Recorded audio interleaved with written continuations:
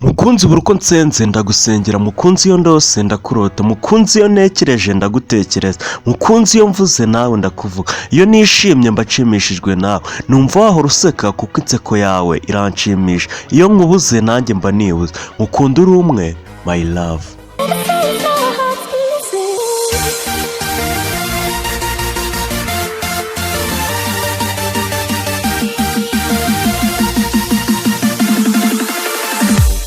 Yes, right, ladies and gentlemen, ni Hozaho updates. Nakubwiye ngo niba utereta ugomba kureba iyi video, niba uteretwa ugomba kureba iyi video kugira ngo noneho byose bigende neza, tugende ibintu byose byarangiye, kandi subscribe kugira ngo mwihere bimwe mu bintu by'urukundo birenze bya dance. Ngiye kuguhereza rero SMS uyu munsi 10 zirenze za dance, cyangwa se SMS 8, biraterwa n'igihe, zirenze za danje ushobora kwandikira umukunzi wawe, ibintu byose bikaba byabasha kujya mu buryo ewana. Umukobwa wakandikira akavuga uti ahangaha ho nguyemo, umukobwa wakanze akavuga uti ahangaha ho nguyemo, ranyemeje. Message ya mbere twose cyane rero iravuga uti ushobora kwandikira umukunzi wawe, ushobora kumwandikira ukamubwira uti nakomanze ku muryango w'ijuru, Imana irambaza ngo ni iki wifuza uyu munsi. Ndangije ndavuga ni icyo nifuza nuko nifuza yuko wandindira umukunzi wanjye, kandi ugaha umugisha umuntu wese uri buze gusoma iyi message. Imana irangije iraseka iti, irambwira iti nta kibazo ndi bukurindira umukunzi wawe rwose. Yes right, iyo ni message ya mbere ushobora kwandikira umukobwa akavuga uti umuhungu burya. Message rero ya kabiri ushobora kumwandikira none ukamubwira uti umutima wanjye iyo ufunguye wakira urukundo, ibitekerezo byanjye bifunguye byakira ubwenge, ibiganza byanjye bifunguye byakira Imana. Niyo mpamvu uranjye umukunzi wanjye buri mu gitondo na buri ku mugoroba yakira message zanjye nziza. Yes right, iyo ni message rero ya kabiri ushobora kwandikira umukobwa. Message ya gatatu rero ushobora kumubwira uti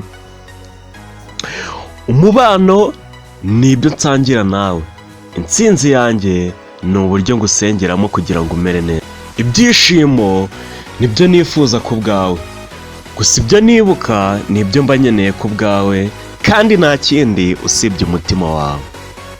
Yes, twagiye na message rero ya kane. Message ya kane ushobora kwandikira umukobwa kugira ngo ibintu byose bigende neza.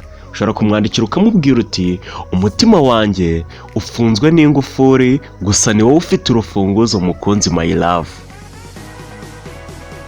kandi urwo rufunguzo rwawe ni rwo rushobora kuba rwayifungura kugira ngo umenye uburyo mukunzi mukundamo.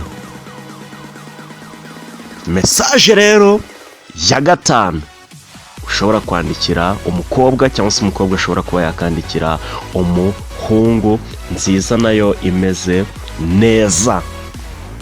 Ushobora kumwandikira ukamubwira uti rimwe na rimwe nibagirwa kuvuga mwaramutse gusuhuza, rimwe na rimwe nibagirwa kugusubiza, rimwe na rimwe message zanjye iyo nzikoherereje ntago zikugeraho, gusa ntibivuze yuko nakwibagiriwe mukunzi, ahubwo ni ukugira ngo dukumburane.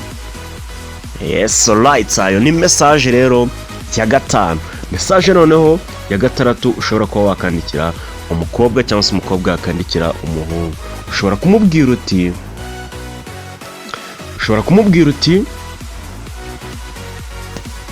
urukundo ntago ari ikizami utsinda cyangwa utsindwe, kandi urukundo ntago ari irushanwa utsinda cyangwa ugatsindwa, ahubwo urukundo ni ibyumviro, aho wita ku muntu kurenza uko wiyitaho.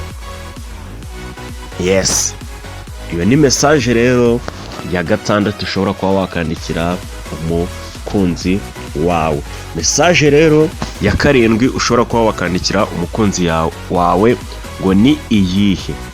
Ushobora kumwandikira ukamubwira uti ijoro ryashize mukunzi nagutekerejeho amarira ahitagwa, ndayabaza ni kubera icyo uguye, amarira aransubiza ati ni ukubera ko mu maso hawe harimo umuntu mwiza.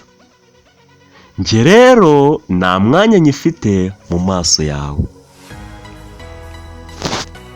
Yes right, message ya 8 ariyo ya nyuma. Reka dusoreze ku mategeko 7 yo kwishima mu rukundo, ari nayo turi busoreze. Itegeko rya mbere ryo kwishima riravuga ngo ntukange.